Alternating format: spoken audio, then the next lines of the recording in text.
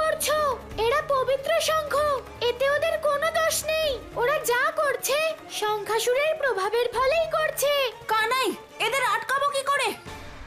দাদা, ওদের আটকানোর একটাই পথ আছে, আমাদের শঙ্খাসুরকে বধ করতে হবে।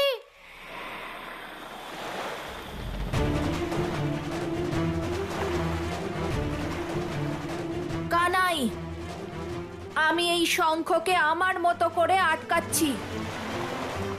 তুই যদি অন্য কোনো উপায় খুঁজে পাস তাহলে আমায় জানাস।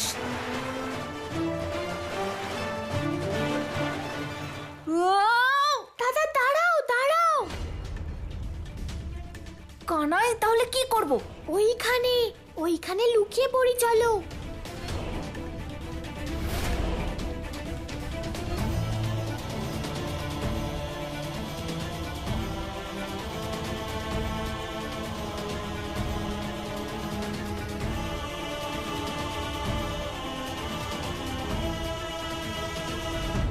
কানাই, যতটা অদ্ভুত এই স্থান ততটাই অদ্ভুত এখানকার শঙ্খ।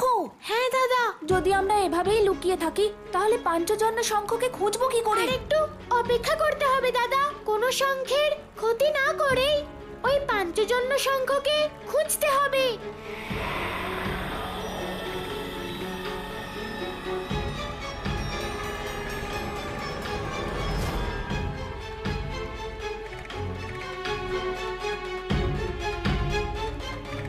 কানাই, সেই অদ্ভুত ধ্বনি আসা বন্ধ হয়ে গেল। হ্যাঁ দাদা, এবার আমাদের এগোনো উচিত। হ্যাঁ কানাই, চল চল।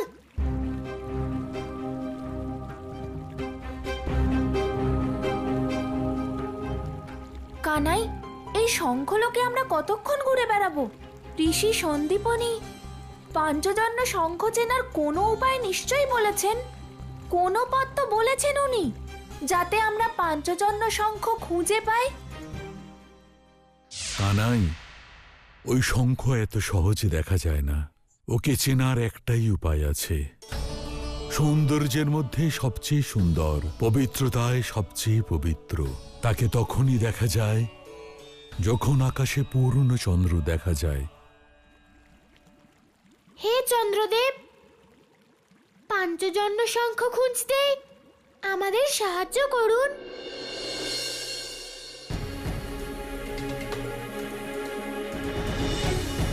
দাদা, ওই দেখো, পাঞ্চজন্য শঙ্খ তখনই দেখা যায় যখন চন্দ্রদেব তার পূর্ণ অবস্থায় পৌঁছন। ওই দেখো দাদা, চন্দ্রদেব তার পূর্ণতার দিকে এগোচ্ছেন।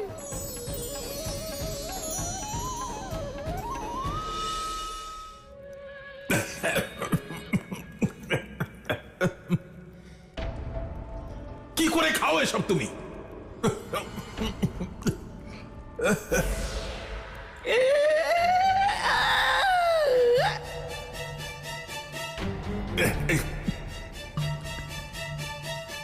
আরে হ্যাঁ, ভগবান, আপনি কি করছেন? হ্যাঁ, সাত্বিক ভোজন করছেন আপনি?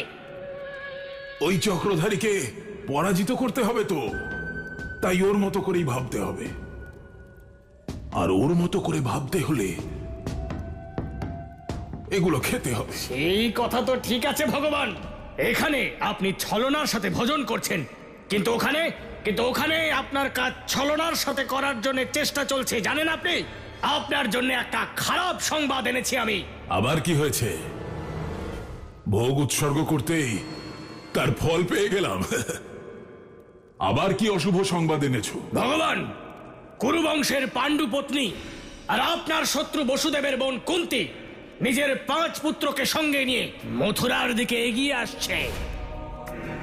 আর একটা বিষয় ভাবুন ভগবান, যদি ও এই কথাটা জানতে পারে যে ওর ভাই বসুদেব আপনার এখানে মথুরায় বন্দী হয়ে রয়েছে, তাহলে অনেক বড় সংকট আসবে ভগবান। কাজ ছলনার সাথে হয়ে যাবে ভগবান। কুন্তী মথুরায় আসছে?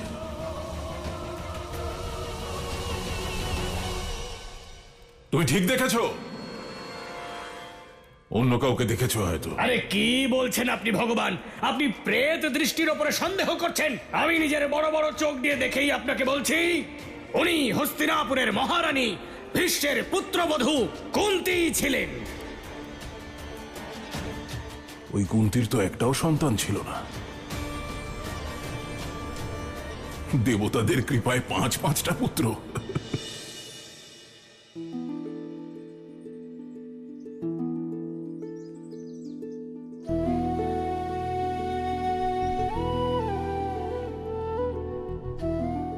যুধিষ্ঠির,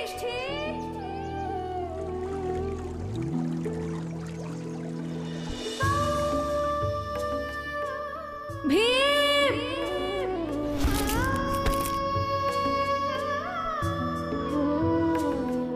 অর্জুন,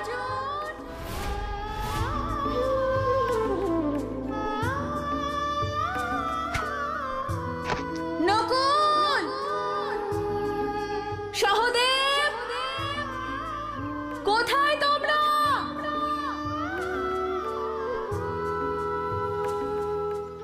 কোথায় গেল ওরা 5 জন? অনেকক্ষণ ধরে দেখতে পাচ্ছি না। শুনতে পাচ্ছ? তোমাদের মা কুন্তী তোমাদের ডাকছে। ও তো নিজের স্বামী পাণ্ডুর সঙ্গে হিমালয়ে প্রবাসে গিয়েছিল। হিমালয়ে যে কাজের জন্য গেছিল সেই কাজটা হয়তো ছলনার সাথে হয়ে গেছে, তাই ফিরে আসছে। এতে অবাক হওয়ার কি আছে?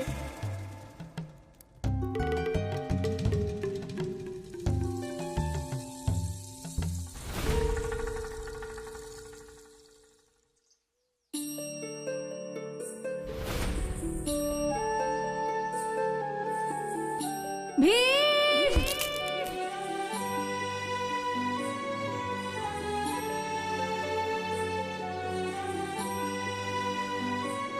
অর্জুন,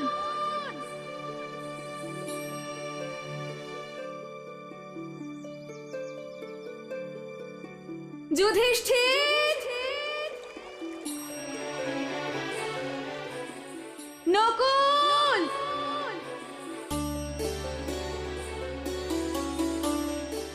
সহদেব, কোথায় তোমরা?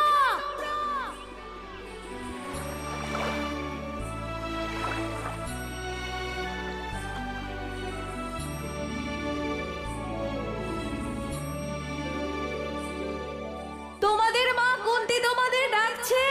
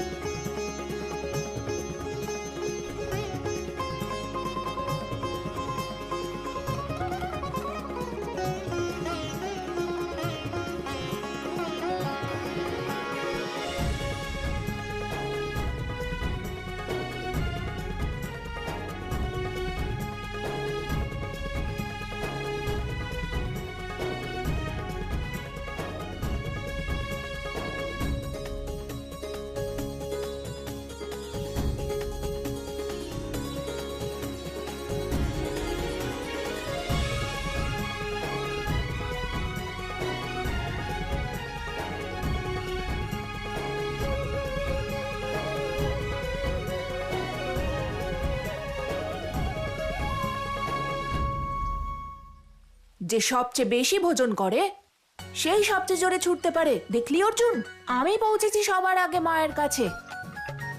সেই সিদ্ধান্ত তো মাই নেবে যে সবচেয়ে প্রথমে ওনার কাছে কে পৌঁছেছে।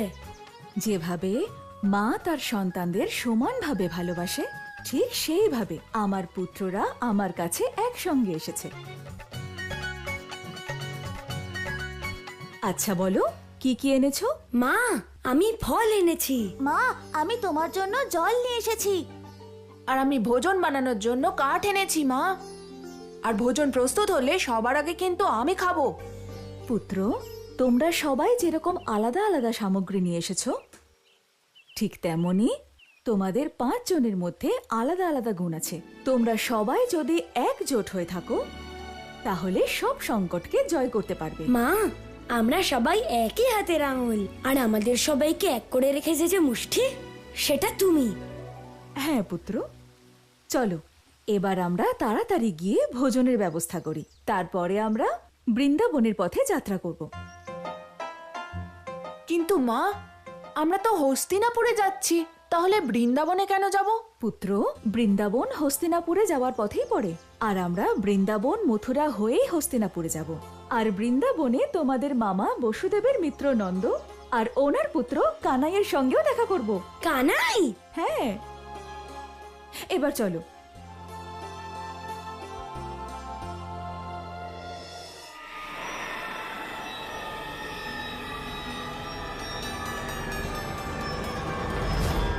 দাদা, লুকিয়ে পড়ো। চল কানাই।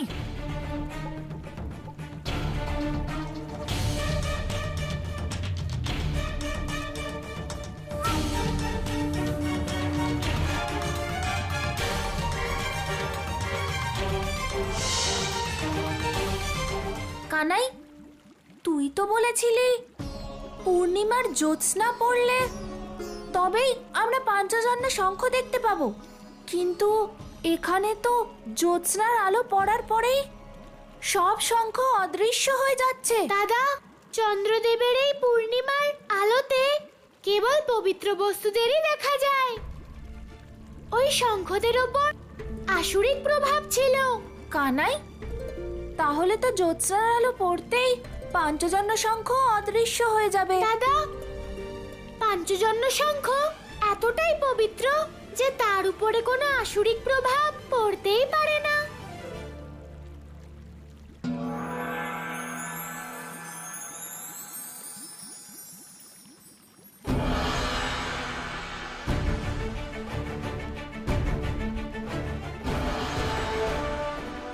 এত বড় শঙ্খ! কানাই, এটা কোন শঙ্খ? দাদা, এটাই হলো পাঞ্চজন্য শঙ্খ। কানাই, এ তো আমাদের গোশালার থেকেও বড় হবে। হ্যাঁ, গুরুদেব বলেছিলেন যে পাঞ্চজন্য শঙ্খ বড়, কিন্তু এত বড় হবে তা তো আমি স্বপ্নেও ভাবিনি।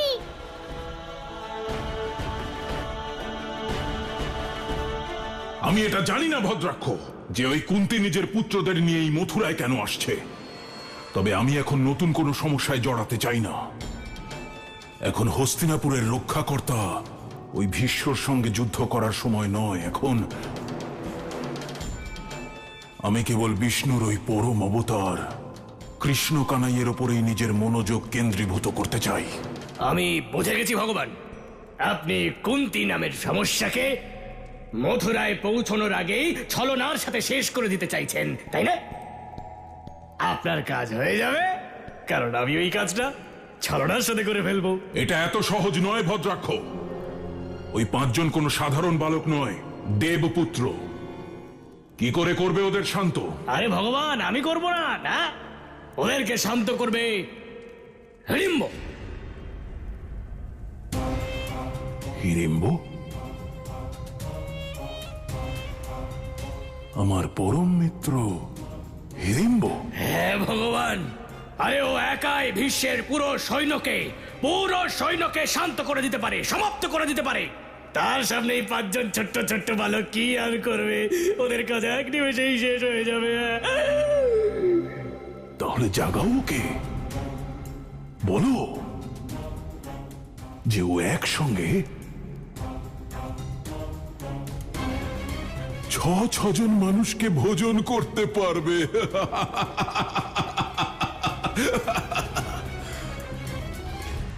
মা, কানাইয়ের ব্যাপারে আমি অনেক কিছু শুনেছি, যেমন ও গাভী চড়ায় আর বাঁশরি বাজায়।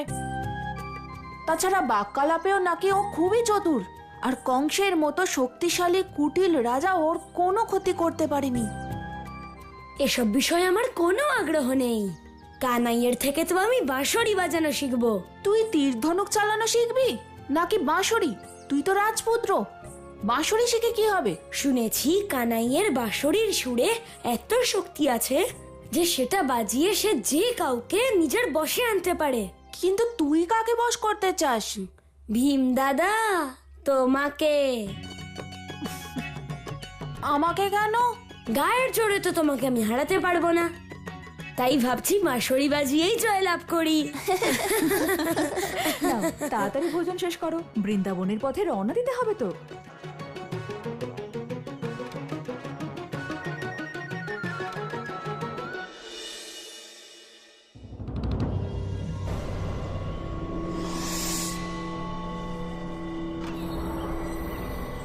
হঠাৎ করে একই হচ্ছে?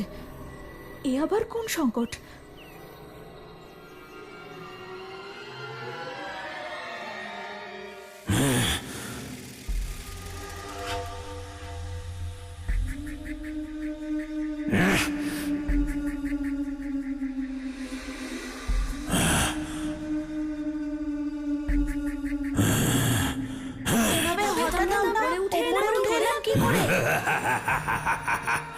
আমি হলাম হিড়িম্ব।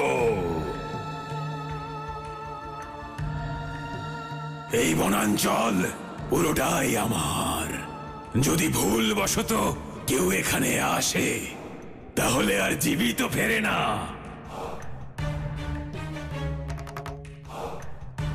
তোমাদের যদি ভোজন গ্রহণ করা হয়ে গিয়ে থাকে তবে আমি আমার ভোজন গ্রহণ করি। তাহলে আগে কাকে খাবো? প্রথমে আমি এই হৃষ্টপুষ্টটাকে খাবো।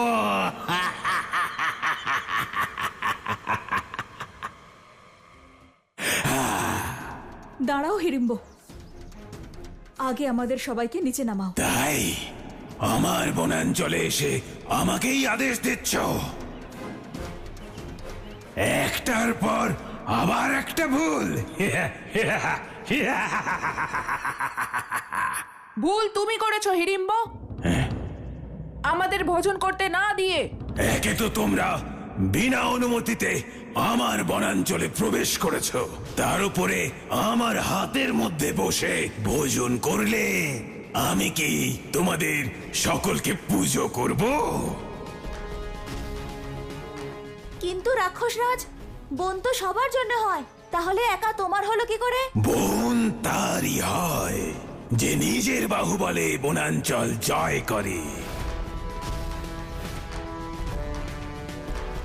এই পুরো বনাঞ্চলে হিড়িম্বর শক্তির সম্মুখীন হওয়ার মতো কেউ নেই, আর তাই আমি এখানকার রাজা।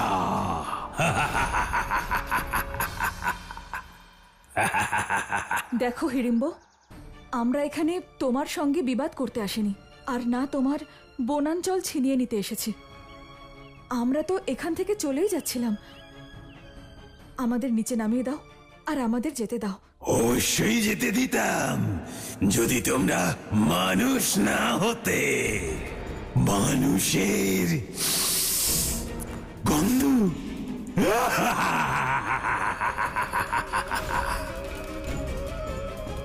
এবার আমি তোমাদের আমার প্রজাদের কাছে নিয়ে যাব।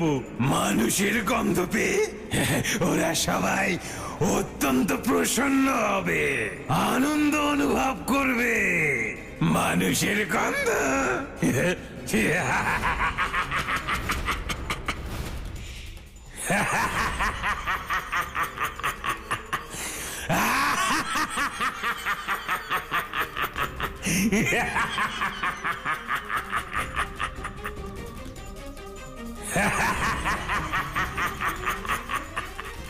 পুত্র, এই অসুরকে কথায় বোঝানো যাবে না। মা, আমরা বুঝে গেছি আমাদের কি করতে হবে। ভীম দাদা, ও মায়ের আদেশ অমান্য করে খুব বড় অপরাধ করেছে, রাজ আজ্ঞাকে অবজ্ঞা করেছে। ওকে প্রথম শাস্তি আমি দেব। ঠিক আছে অর্জুন, তুই তোর ধনুর্বিদ্যার অভ্যাস করে নে। এমনিতেও ও আমার গদার আঘাত সহ্য করতে পারবে না।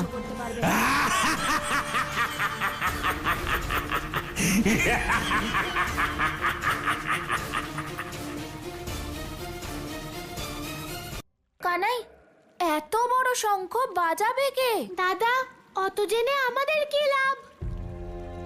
আমাদের কাজ তো শঙ্খটাকে নিয়ে যাওয়া।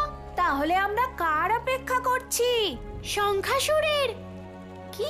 সবার প্রথমে আমাদের শঙ্খাসুরকে খুঁজতে হবে। তাকে ছাড়া আমরা পাঞ্চজন্য শঙ্খকে নিয়ে যেতে পারবো না। কানাই, তুইও না? যদি ওই শঙ্খাসুর এখানে চলে আসে তাহলে ও কি আমাদের এই শঙ্খ নিয়ে যেতে দেবে? আটকাবে না? গুরুদেব বলেছিলেন যে। কানাই, আমি মানছি গুরুদেবের কথা শোনা উচিত, কিন্তু তুই তো বলিস যে মাঝে মাঝে নিজের বুদ্ধিও প্রয়োগ করা আবশ্যক? গুরুদেবের কথা ছাড়, আমি বলছি, আমার কথা শোন। সামনে শঙ্খ পড়ে আছে, আমি তুলে নিয়ে যাব। চল এখান থেকে। না দাদা না, এই শঙ্খকে এখন স্পর্শও করো না, না হলে কিছু হয়ে যেতে পারে। কানাই, তুই বোধহয় ভুলে যাচ্ছিস যে আমি বলরাম, তোর বড় দাদা। আমার কিচ্ছু হবে না কানাই।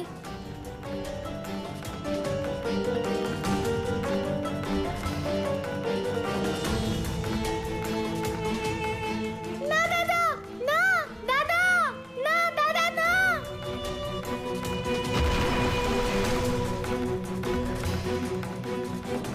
দাদা ওকে ছেড়ে দাও, দাদা ওকে ছেড়ে দাও।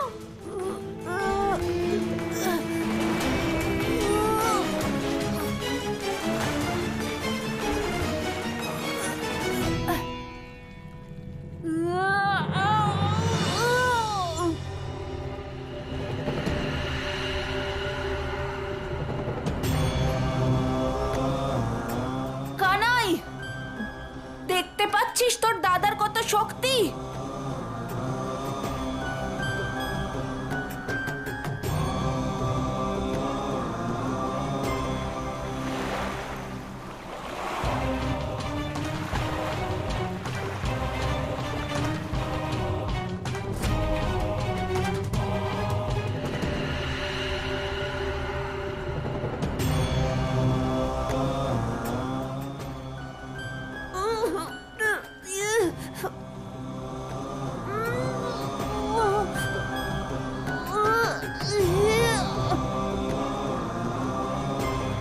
কানাই, এটা কি হচ্ছে?